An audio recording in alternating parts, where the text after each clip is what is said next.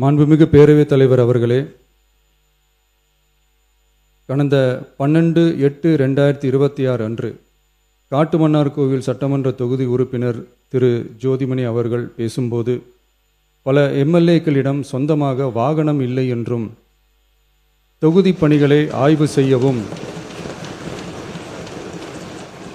பார்வையிடவும் கடினமாக உள்ளதாகவும், லஞ்சமில்லாத நேர்மையான ஆட்சி அமைய உறுப்பினர்களின் அடிப்படை தேவைகளை அரசு பூர்த்தி செய்ய வேண்டும் என்றும் கோரிக்கை வைத்தார்.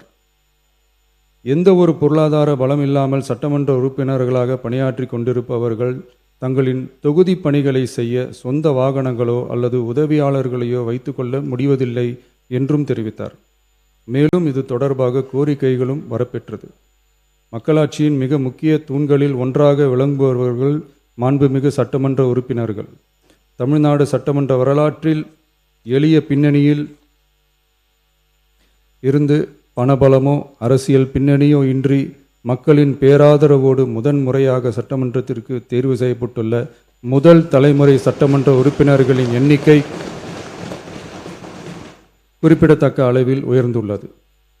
29/3/2026 அன்று நடைபெற்ற தமிழக வெற்றிக் கழக வேட்பாளர் அறிமுக கூட்டத்தில் நேர்மையாகவும் வெளிப்படைத்தன்மையுடனும் மக்கள் பணி செய்து ஊழலற்ற லஞ்ச லாவண்யமற்ற நிர்வாகத்தை மேற்கொள்வது என அனைத்து வேட்பாளர்களும் எடுத்துக்கொண்ட உறுதிமொழிக்கு ஏற்ப அதே பாதையில் தேர்ந்தெடுக்கப்பட்ட சட்டமன்ற உறுப்பினர்களும் செயல்பட்டு வருகின்றனர். மக்களுக்கான நிர்வாகம் நேர்மையின் பாதையில் என்ற அடிப்படையில் லஞ்ச லாவண்யமற்ற நேர்மையான மற்றும் வெளிப்படையான நிர்வாகத்தை அடித்தட்டு மக்கள் வரை கொண்டு சேர்க்கும் நோக்கில் தமிழக வெற்றிக் கழக அரசு செயல்பட்டு வருகிறது. தங்களது தொகுதி மக்களின் குறைகளை கேட்டறியவும் அரசு திட்டங்கள் மக்களை சென்றடைவதை கண்காணிக்கவும் தங்களின் தொகுதி முழுவதும் தொடர் பயணங்களை சட்டமன்ற உறுப்பினர்கள் மேற்கொள்ள வேண்டியுள்ளது. பொருளாதார பலம் இல்லாமல் சட்டமன்ற உறுப்பினர்களாக பணியாற்றும் மற்றும் முதலாக சட்டமன்ற உறுப்பினர்களாக தேர்வு செய்யப்பட்ட உறுப்பினர்கள் தங்களது மக்கள் பணியை தோய்வின்றி தொடர்வதற்கும் அவர்கள் தங்களின் தொகுதி பணிகளை திறம்பட மேற்கொள்வதற்கு வசதியாக அனைத்து சட்டமன்ற உறுப்பினர்களுக்கும் அரசு சார்பில் வாகனம் வழங்கப்படும் என்பதை மகிழ்ச்சியோடு தெரிவித்துக் கொள்கிறேன்.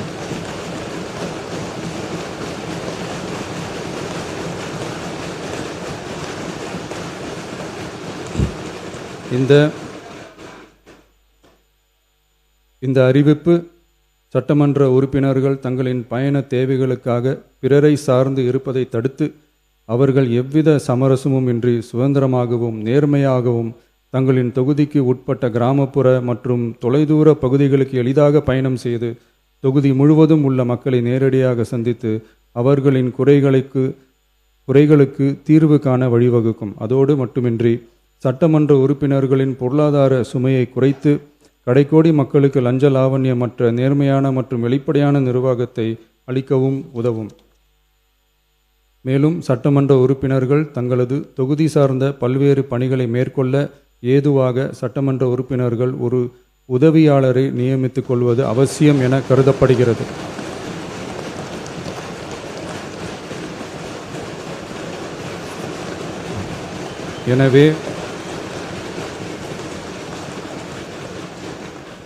எனவே சட்டமன்ற உறுப்பினர்களுக்கு அரசு வாங்கி வழங்கும் வாகனத்தை பராமரிக்கும் விதமாக வாகனத்திற்கு ஓட்டுநர், எரிபொருள், வாகன பராமரிப்பு உள்ளிட்ட செலவினங்களுக்காக மாதந்தோறும் ரூபாய் 75,000 வாகன படியாகவும்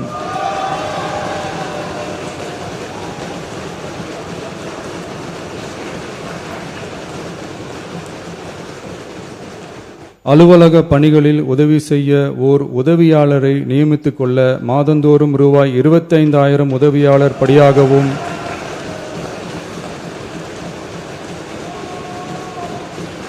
வழங்கப்படும். இதற்காக உரிய சட்டத்தில் திருத்தங்கள் மேற்கொண்டு ஆணைகள் வெளியிடப்படும் என்பதையும் தெரிவித்துக் கொள்கிறேன். நன்றி.